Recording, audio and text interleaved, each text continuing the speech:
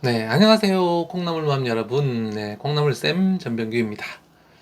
방학이 드디어 끝났습니다. 네, 한 달간 아이들 집에서 데리고 있으시느라고 너무너무 고생하셨어요. 싸우기도 많이 싸우셨죠? 네, 학교를 보내놓으면 그래도 좀 떨어져 있는 시간이 있는데 하루 종일 집에 같이 있다 보면 뭐 자꾸 부딪힐 일 많으셨을 겁니다. 그렇지 않아도 덥고 습하고 불쾌지수가 높은 계절에 집에서 함께 하느라 너무 수고하셨고요. 이제 2학기니까 아이들 보내놓으시고 또 커피 한 잔 탁 내리셔서 잠깐이지만 정말 소중한 나만의 힐링 시간도 조금씩 가지셨으면 좋겠습니다. 자, 이제 2학기잖아요.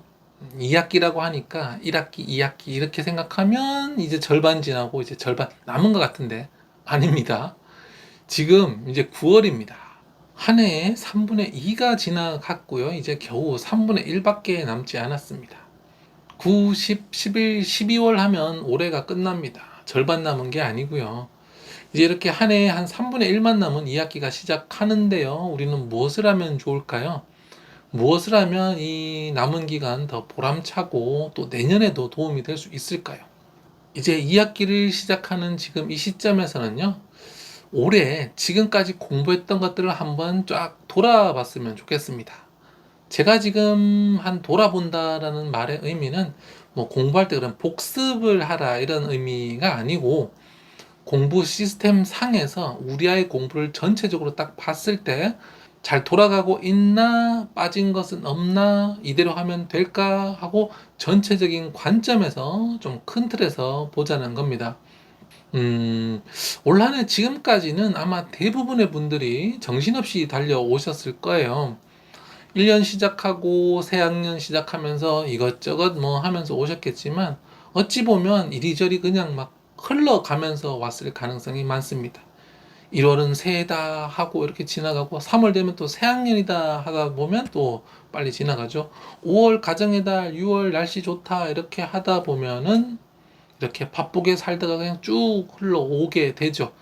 7월, 8월 여름방학에 다 덥다, 또 여행 좀 다녀왔다 하면 또 금방 흘러가 버립니다. 그러다 보니까 이렇게 한 해 시작한 지 얼마 안 된 것 같은데 벌써 9월이 돼버린 거죠. 자, 9월은 뭔가 정리하고 갈무리하기에 참 좋은 계절입니다. 8월까지는 이렇게 막 따뜻해지고 더워지고 이렇게 확장해 나가는 기운이 강하거든요. 근데 9월이 되면요, 이렇게 쭉 올라오던 기온이 또 꺾이기 시작하면서 바람이 아침, 저녁으로 딱 차가워지죠.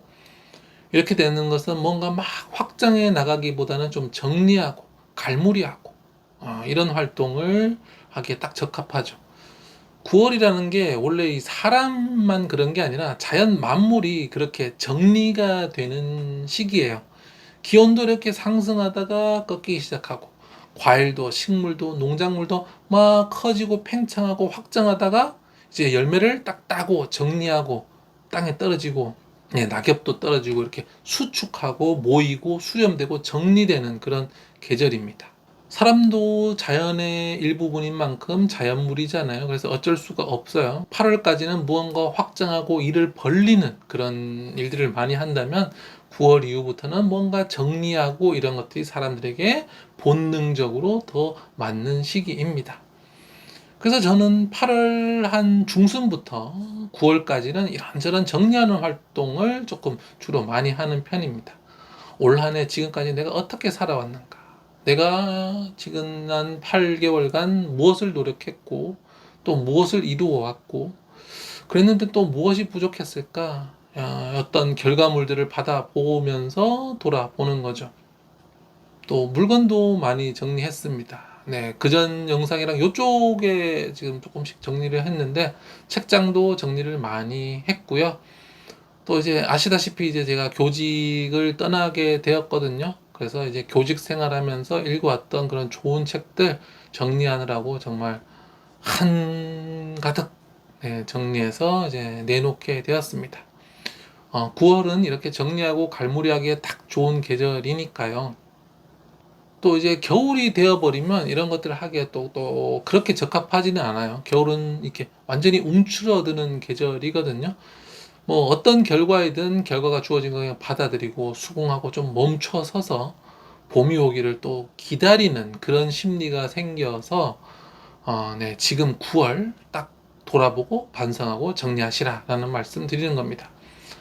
그러면 실제로 우리는 무엇을 돌아볼까요? 우선 한 학기 동안 해왔던 것들의 결과를 한번 살펴보세요. 한 학기 동안 무엇에 가장 신경 쓰셨나요? 신경 썼던 지점에 있어서 어떤 결과를 얻으셨나요? 그리고 얻은 그 결과에 대해서 만족하시나요? 아니면 만족을 하지 못하시나요? 이렇게 돌아봐야 해요.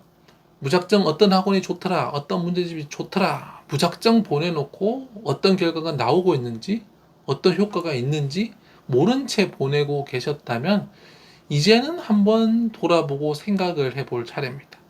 지금까지 시킨 것을 2학기에도 계속해서 시킬지 아니면 이것들을 좀 자르고 정리해내고 솎아내면서 알갱이만 남길지 한번 생각을 해보십시오.